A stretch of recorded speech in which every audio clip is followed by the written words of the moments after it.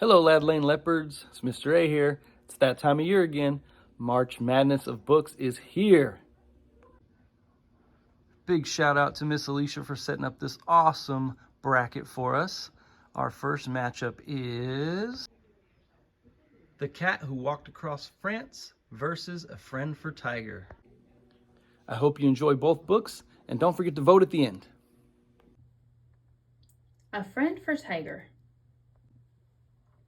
William skipped along the street, tossing his favorite toy higher in the air. Mama's taking us to the circus, Max. I can't wait to see the wild animals, especially Sultan, the fierce rabbit-eating tiger. At the entrance, William sang out, 3 front row seats, please. Mama paid for the tickets, and William handed them to the ticket taker. Inside, the big top was crowded and noisy. Brilliant spotlights lit the circus ring. The drums rolled and a hush fell over the crowd. Out into the ring strode the ringmaster. Ladies and gentlemen, he bellowed into the microphone, welcome to the greatest show of all time.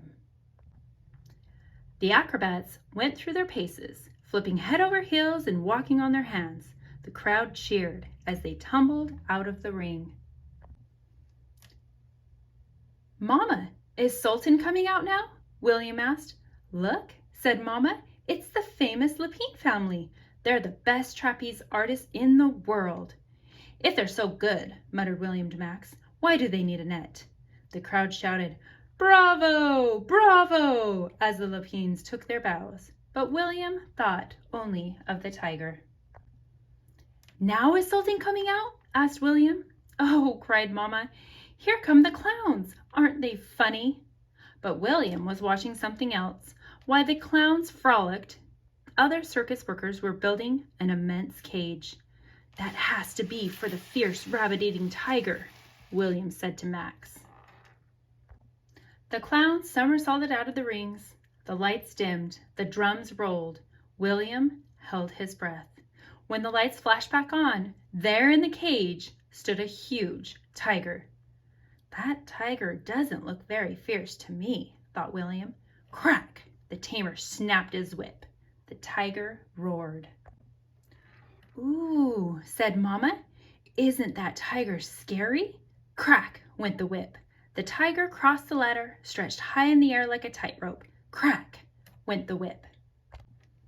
The tiger jumped to the floor and the cage and turned a somersault. Just like the clowns, said Mama. That tiger doesn't look very happy to me, thought William.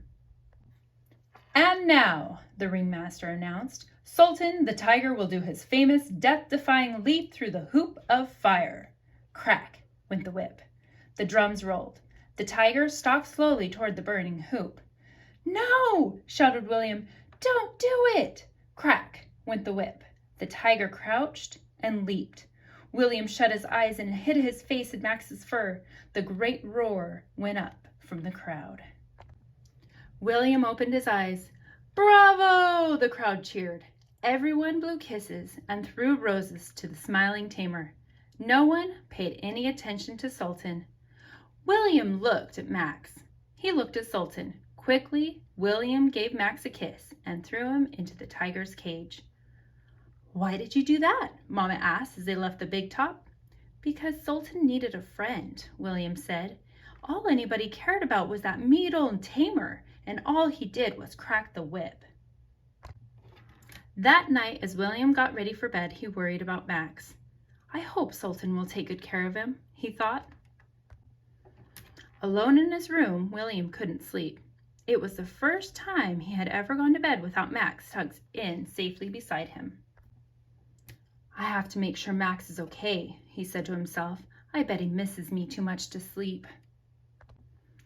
William got dressed. He took his flashlight and blanket and crept quietly out of the house. At the circus grounds, the animals were all asleep.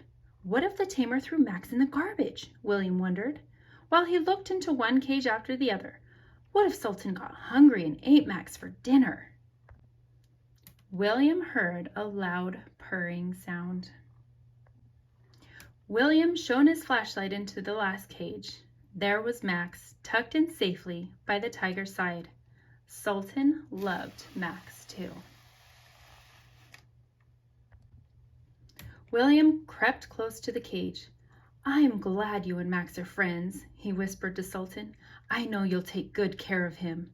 Then William went home and climbed into bed and dreamed of his friends all night long. Hello, Lad Lane Leopards. Today I'm going to be reading The Cat Who Walked Across France. The Cat Who Walked Across France by Kate Banks. Pictures by George Hallinsben. For many years, the cat had lived in the stone house by the edge of the sea. He chased the wind that scuttled through the garden.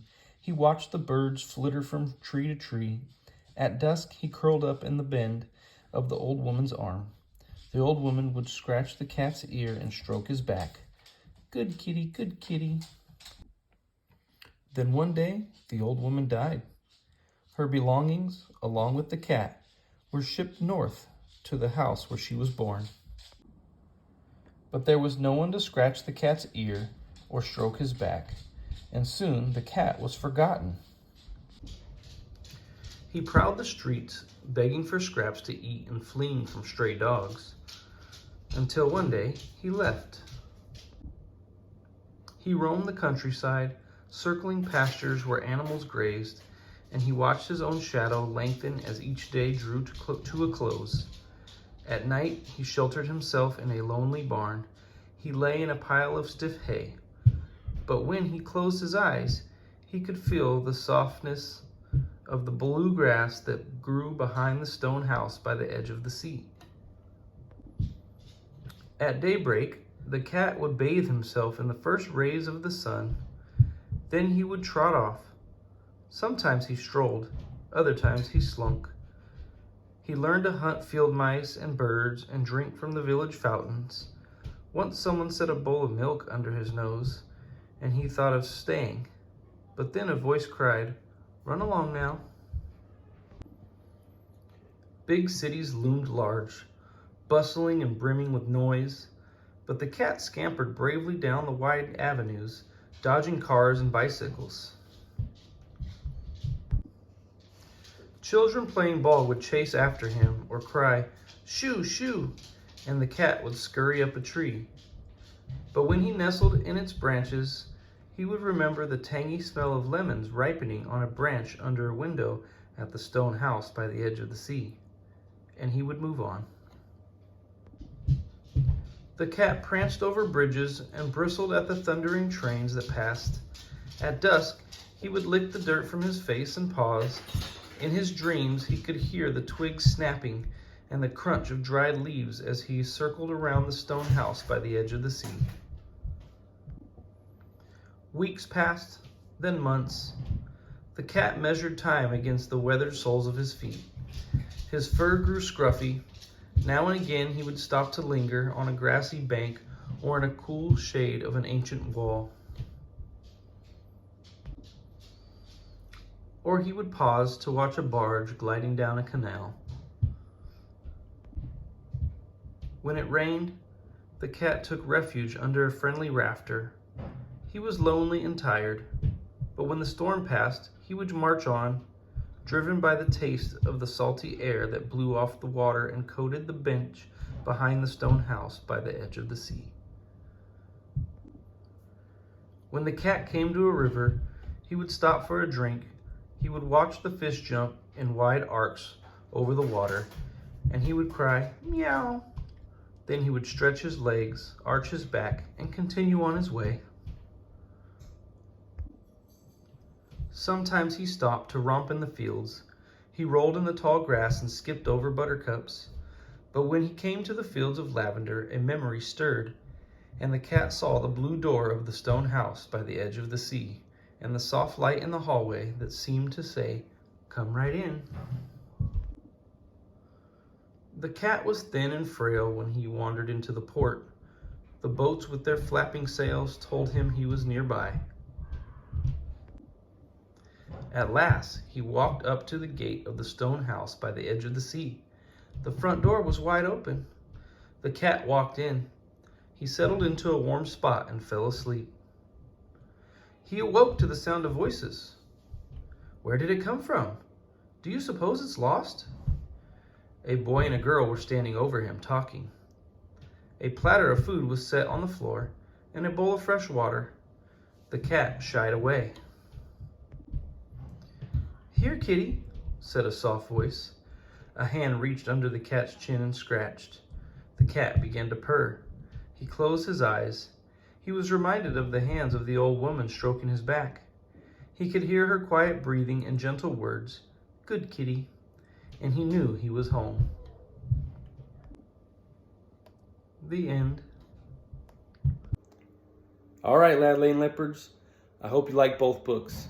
Don't forget to vote. You can put your vote in the comments, or you can come put your vote in the library. Thank you for listening. And don't forget to check for the AR test. Go and take those quizzes. Thank you.